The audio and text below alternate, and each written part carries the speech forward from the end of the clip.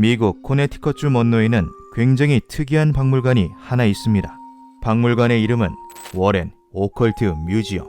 1952년에 만들어진 이 박물관은 현재는 폐쇄되어 출입이 불가능하다고 하는데요.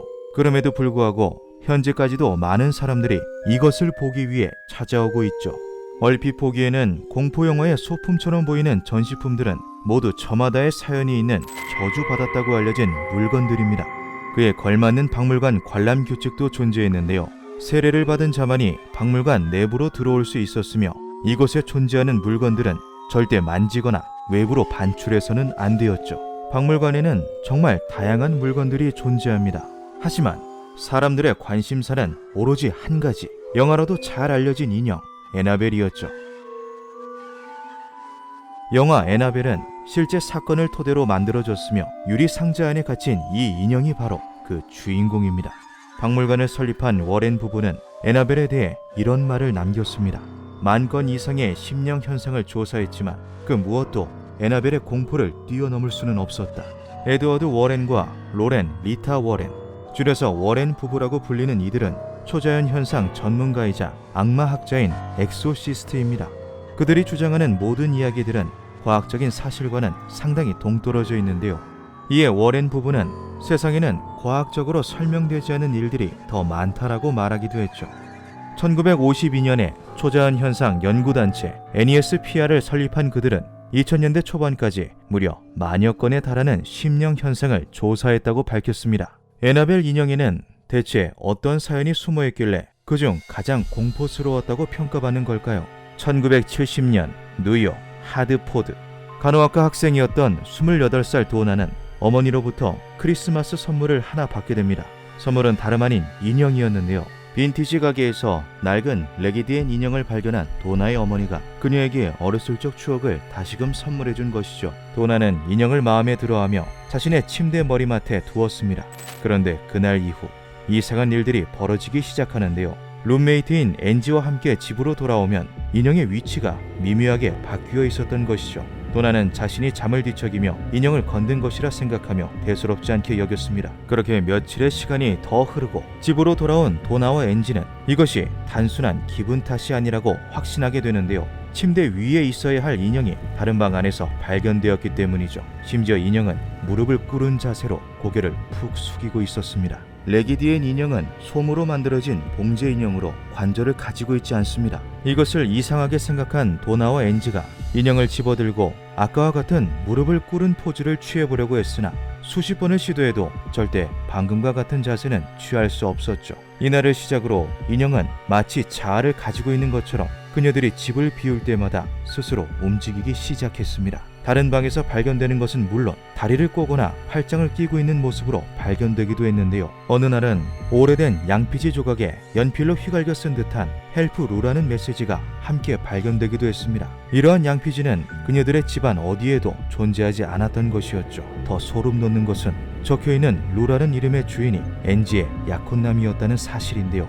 루는 앤지를 보기 위해 그녀들의 아파트를 자주 찾고는 했습니다. 루는 레기디엔 인형을 볼 때마다 이상하게 불쾌한 기분이 든다며 항상 자신과 먼 곳에 인형을 두고는 했죠. 기이한 메시지까지 발견되자 그들은 더 이상 문제를 두고 볼 수 없었고 상의 끝에 집에 괴한이 침입하여 인형을 움직이고 메시지를 남긴 것이라는 결론에 도달하게 됩니다. 도나와 앤지는 누군가 집에 들어오면 흔적이 남게끔 현관문과 창문에 본인들만 알아볼 수 있는 표식을 남겨놓았는데요. 인형의 자리는 매일 바뀌어 있었지만 집에는 그 누구도 침입한 흔적이 없었죠. 이에 이들은 이러한 이야기를 당시 방영하던 초자연 현상 TV 프로그램 시커스 오브 더 슈퍼내추럴에 제보하게 됩니다. 사연에 관심이 생긴 슈퍼내추럴 팀은 진위성 여부를 확인하기 위해 도나의 아파트로 심령학자를 보내게 되는데요. 인형의 원래 주인은 7살 정도 되는 소녀이다. 소녀의 이름은 애나벨이었는데 교통사고로 안타깝게 세상을 떠나면서 그 영혼이 자신이 제일 아끼던 인형 속으로 들어가게 된 것이다. 사연을 전해들은 도나와 앤지는 고민에 휩싸이게 됩니다. 비극적으로 세상을 떠나게 된 어린 소녀의 사연에 마음이 흔들린 것인데요. 동정심이 생긴 도나는 인형에게 애나벨이라는 이름을 붙여주고 자신들이 계속 데리고 있기로 결정하죠. 하지만 루는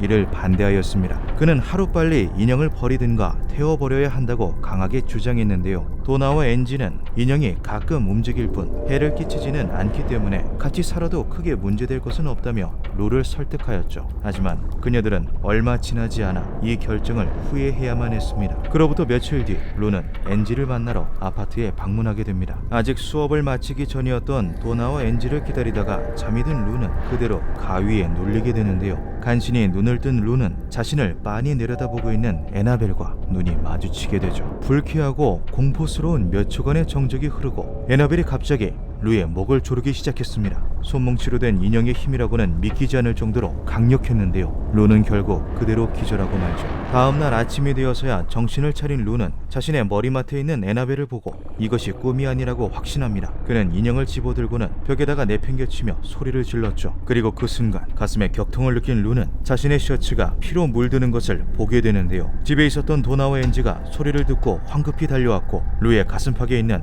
누군가 발톱으로 핥힌 듯한 세 줄의 선명하고 깊은 상처를 목격하게 됩니다. 에나벨 안에 들어있는 영혼이 절대 선하지 않다고 확신한 그들은 엑소시즘으로 유명하던 쿡 신부를 수소문에 연락하였는데요. 사태의 심각성을 깨달은 쿡 신부는 이것을 곧장 워렌 부부에게 알렸고 워렌 부부는 통화를 마치자마자 차를 타고 도나의 아파트를 찾았습니다. 엑소시즘을 진행한 워렌 부부는 인형 안에 들어있는 것이 7살 소녀가 아닌 소녀 행세를 하며 낄낄대는 사악한 악마라는 사실을 알아내죠. 의식을 마친 워렌 부부는 인형을 회수해 가기로 결정하고 본인들의 차에 태워 박물관으로 향했는데요. 부부는 악마가 어떤 식으로든 방해를 할 것이란 사실을 알고 있었기 때문에 일부러 고속도로를 피해 인적이 드문 갓길로 차를 몰았다고 합니다. 실제로 박물관으로 향하는 동안 차는 몇 번이나 수상한 오작동을 일으켰고 한 번은 큰 사고로까지 이어질 뻔하였죠. 박물관에 도착한 워렌 부부는 성수로 에나벨을 한 번 더 정화한 뒤에 잠금 장치가 있는 나무 상자에 넣고 봉인하였습니다. 이렇게 에나벨의 저주는 막을 내렸던 걸까요? 이곳에 전시되어 있는 물건들은 대부분 굉장히 위험하다. 사람들을 정신병원으로 보내기도 불구로 만들기도 했으며 때로는 죽이기도 했다.